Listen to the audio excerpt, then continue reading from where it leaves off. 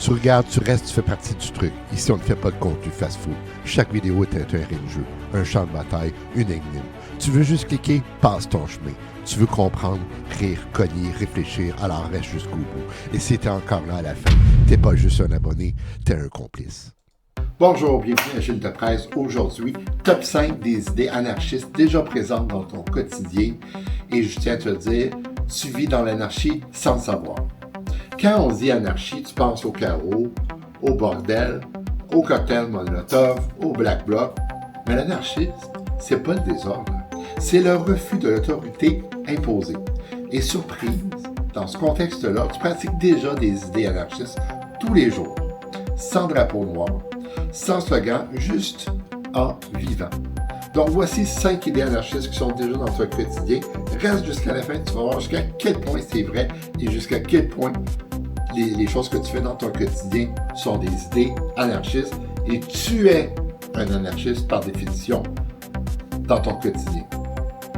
On commence ça tout de suite. Première du top 5, première idée. L'entraide spontanée. Tu aides ton voisin à déneiger sa cour, tu prêtes ton vélo, tu cuisines pour un pote qui est malade, aucun contrat, aucun chef, juste de l'entraide. C'est Kropotkin qui sourit dans sa tombe. L'anarchisme, c'est ça. L'organisation libre entre individus et tu le fais sans y penser. 2. Le refus silencieux de l'autorité. En effet, tu ignores une règle absurde. Tu traverses hors des clous. Tu refuses de répondre à une question intrusive. Ce n'est pas de la rébellion, c'est du discernement. Et c'est profondément anarchiste. Ne pas obéir par réflexe, mais par choix. Lorsque tu fais un choix, c'est que tu es anarchique.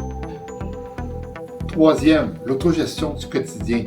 Tu organises ton emploi du temps. Tu choisis le rythme que tu veux faire tes tâches et ton emploi du temps.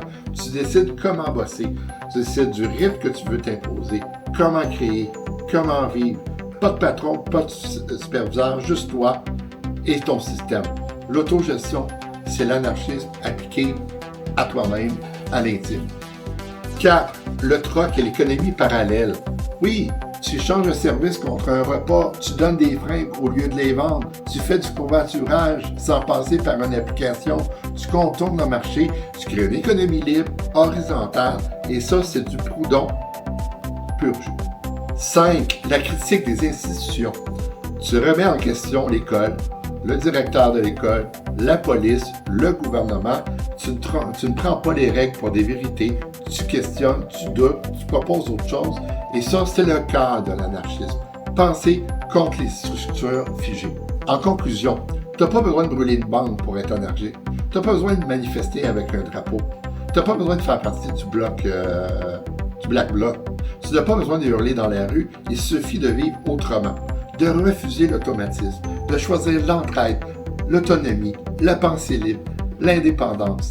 L'anarchie n'est pas un chaos, c'est un choix. Et tu l'as déjà fait ce choix-là en te levant le matin, chaque jour de ta vie. C'était Gilles de Presse, le 6 novembre 2025. Comment tu vas avoir ton opinion? Est-ce que tu sens que tu as des pensées anarchiques?